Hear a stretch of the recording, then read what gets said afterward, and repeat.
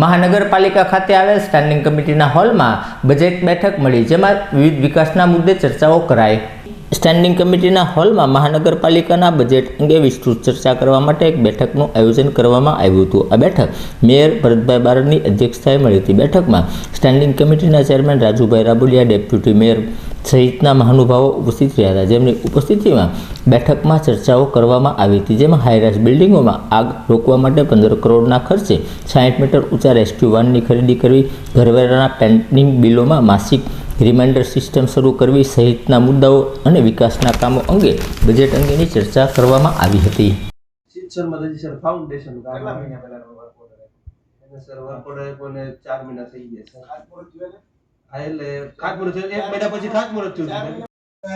પ્રશ્ન થાય પછી ફોલો લ્યો। 4 મહિનામાં કેટલું કામ થાય એમ કહો તમે એન્જિનિયર છો, 4 મહિનામાં કેટલું કામ થવું જોઈએ? ફાઉન્ડેશન ની બહાર આવી જવું જોઈએ। આ એટલે ખૂબ જરૂરી એમાં સર પાણી આવી જાય બધું ખુલ્લી જમીન પડી એટલે હેઠે પર ફાઉન્ડેશન માં પાણી નીકળી ગયું। નજીકમાં છે સાહેબ બધું કૂવો તો બધા સર 4 મીટર 4-5 મીટર 5 મીટર વહી ગયા, પછી આપણે 4 મીટર ની જતી પણ પછી પાણી આવ્યું ને 1 મીટર ત્યાં પછી કરાવરાય પછી ડબલ સોલિંગ માટે તો સર સર્કલ આપી દે જે મહિલા કોલે આવડો નીલમબાગ સર્કલ, વિજયનગર સર્કલ, બાકી બીજા મોટા પ્રોજેક્ટ સર એવા હાલ શિક્ષક પર પ્રાથમિક આરોગ્ય છે વડવાનું હા ઈ થઈ જશે સર। બીએચસી વાળા બે થશે, આદરનગર વાળું સાહેબ ટ્રાય કરી એ થઈ જશે। ભાવનગર મહાનગરપાલિકાના આવતા વર્ષ એટલે 2026-27ના બજેટ માટે છેલ્લા 2 દિવસથી કમિટીના સભ્યશ્રીઓ, જે તે વિભાગના અધિકારી, સેક્રેટરીશ્રી તેમજ ઓડિટ વિભાગ સાથે ચર્ચા વિચારણા કરવામાં આવી હતી। 170 કરોડનું બજેટ શિક્ષણ સમિતિ દ્વારા મૂકવામાં આવ્યું હતું। એમાં સુધારા વધારા કરીને આગામી દિવસોમાં ફાઇનલાઇઝ કરી અને શિક્ષણની ગુણવત્તા સુધરે એના માટેના અમારા પ્રયાસો છે। સાથે સાથે મુખ્ય બજેટ 1700 કરોડનું કમિશનર દ્વારા મૂકવામાં આવ્યું હતું, એ પણ આગામી દિવસોમાં મેળવણું કરી અને એ બજેટ ફાઇનલ જનરલ બોર્ડમાં મૂકવામાં આવશે। આ બજેટની અંદર મુખ્યત્વે ભાવનગરની અંદર ખાસ કરીને 35 જેટલા નવા પ્રોજેક્ટો મૂકવામાં આવ્યા છે અને આ 35 પ્રોજેક્ટો દ્વારા આગામી દિવસોમાં ભાવનગરમાં સુવિધાસભર લોકોને હરવા ફરવા લાયક સ્થળ હોય, લોકોને શોપિંગ કરવા માટેનું સ્થળ હોય, લોકોને રમતગમત માટેનું સ્થળ હોય કે નવા ભાવનગરના એન્ટ્રી પોઈન્ટો હોય, આ બધી જ બાબતોની ચર્ચાઓ કરવામાં આવી છે।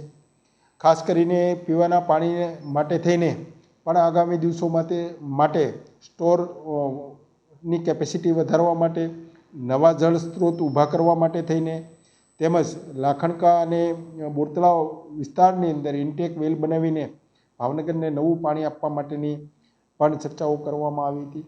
આ ઉપરાંત શિક્ષણ સમિતિની અંદર સુવિધા કરીને એક સમિતિ બનાવવામાં આવી છે। આ સમિતિ દ્વારા આગામી દિવસોમાં શિક્ષણ સમિતિના ચેરમેનશ્રી અને એમની ટીમને ખૂબ સપોર્ટિવ રહીને શાળાઓનું ઇન્ફ્રાસ્ટ્રક્ચર અને શાળાના ગુણવત્તા માટે એક મોટું બળ પૂરું પાડે એના માટેનો ચર્ચાઓ કરવામાં આવી હતી। આ ઉપરાંત ભાવનગર મહાનગરપાલિકાના ટ્રસ્ટ સંચાલિત જે સ્મશાનોને નિભાવ ગ્રાન્ટ 75,000 આપતા હતા, એને આગામી દિવસોની અંદર એના નીતિ નિયમો પ્રમાણે 2 લાખ સુધી આપવા માટેનું એક પ્લાનિંગ પણ કરવામાં આવ્યું છે।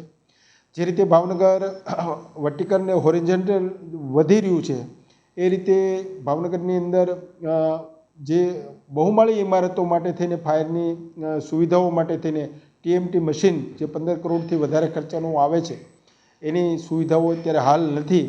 એ સુવિધાઓ વધારવા માટે થઈને આ બજેટની અંદર આ મશીન લેવા માટેની પણ પ્રપોઝલ મૂકવામાં આવી છે અને આ મશીન આવવાથી બહુમાળી ઇમારતોમાં કંઈ આગ અકસ્માત થાય તો આપણે ઝડપથી અને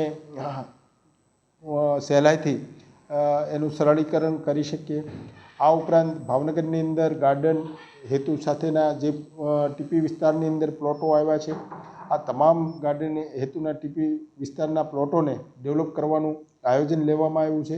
આ ઉપરાંત મોતીબાગ ટાઉન હોલ જેવા વિસ્તારની અંદર મોતીબાગ ટાઉન હોલ હેરિટેજને આપણે ખૂબ સારી રીતે ડેવલપ કર્યો છે, પરંતુ જમવા માટેની જમણવાર થઈ શકે એની અગવડતાઓ પડતી હોય તો ત્યાં પણ એક ડાઇનિંગ હોલ મોટો હેરિટેજ બનાવવાનું પણ આ બજેટની અંદર પ્લાનિંગમાં મૂકવામાં આવ્યું છે. આ ઉપરાંત એવા અનેક પ્રોજેક્ટો ભાવનગરની ગરિમાપૂર્ણ બહેનોની સશક્તિકરણ માટે થઈને બહેનોનું એક માર્કેટ ઊભું થાય એના માટેનું પણ અમે પ્લાનિંગ વિચાર્યું છે. અને આ બધી જ વસ્તુઓ આગામી દિવસોમાં ભાવનગરની સેવાઓમાં વધારો કરશે. આશા રાખીએ છીએ કે ભાવનગરનું આ બજેટ પ્રજાલક્ષી બની રહે. આશા રાખીએ છીએ કે આ બજેટ છે એ સેવાનો સમિયાણા સમાન બની રહે એવી અપેક્ષા